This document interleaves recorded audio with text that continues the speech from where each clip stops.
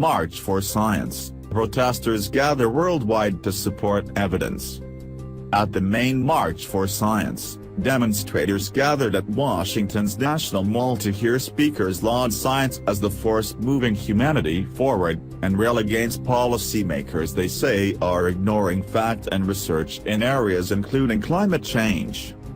Today we have a great many lawmakers, not just here but around the world, deliberately ignoring and actively suppressing science, one of the event's speakers, TV host and scientist Bill Nye, told a rain-soaked crowd from a stage. Their inclination is misguided and in no one's best interest. Our lives are in every way improved by having clean water, reliable electricity and access to electronic global information. Besides the Washington March, organizers said more than 600 satellite marches were taking place globally in a protest timed to coincide with Earth Day. That guy over there in the White House.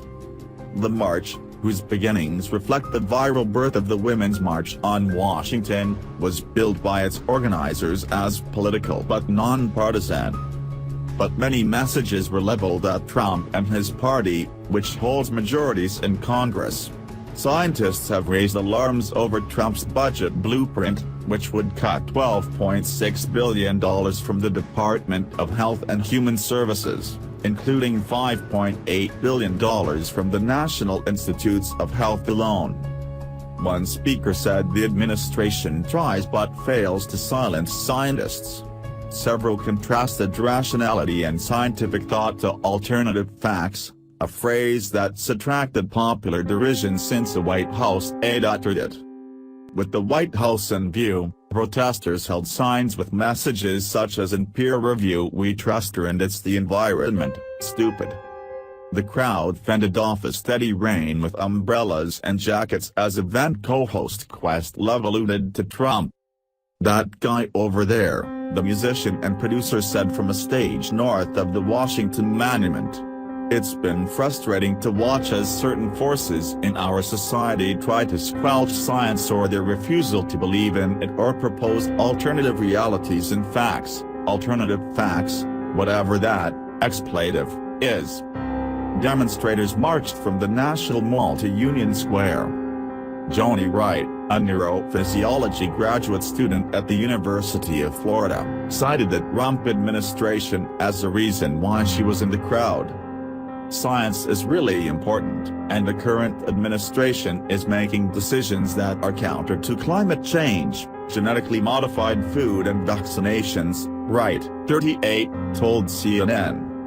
Thousands of people also marched in Boston, Los Angeles, San Francisco, and New York.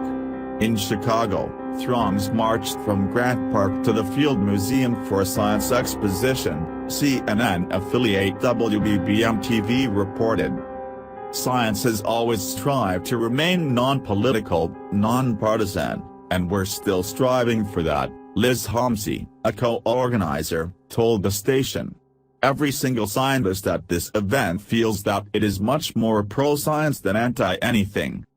Marches start in Australia. Demonstrators in Australia kicked off the day of protest.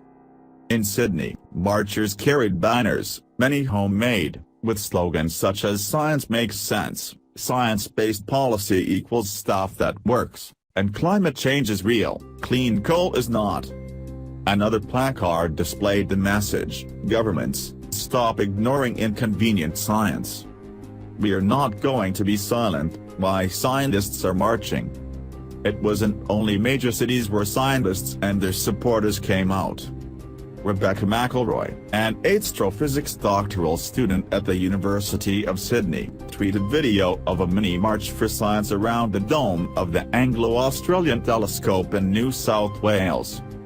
Demonstrators also turned out in New Zealand cities, including Wellington, Auckland, Dunedin, and Christchurch.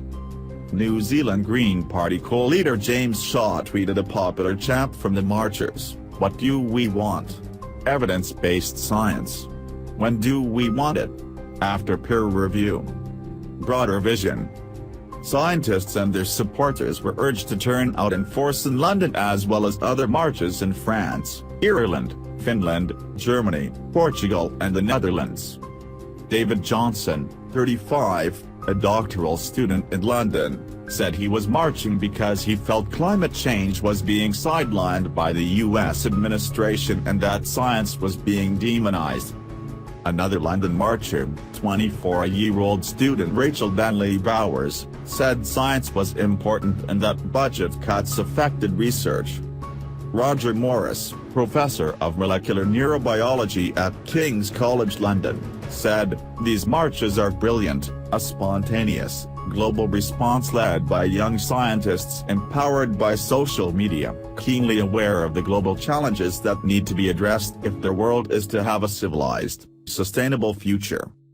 Insular populist politics, which have temporarily triumphed in the US and UK, need to be balanced by the broader vision of youth. Catherine Matheson, chief executive of the British Science Association, said she hoped the marches would be a catalyst for people to think about the role science plays in their lives and a chance for scientists to demonstrate the public benefit of their work. Protecting the government's investment in science, particularly when that includes funding for public engagement, is incredibly important, she said. Science is not just for scientists, and I believe that all of us, whether we work in a lab or not, should have a voice on its future. Trump's budget proposal, unveiled in March, outlined $54 billion in cuts across government programs to make way for an increase in defense spending. U.S. scientists said they fear such a plan would have a major impact on research and science-based policy as well as undermine the importance of science in society and limit future innovation. It might have been ignited by Trump, but it's not about Trump, March honorary co-chair Lydia Villa-Komarov ahead of the event. It's about the importance of science in society and continuing the support for the science community and keeping our edge.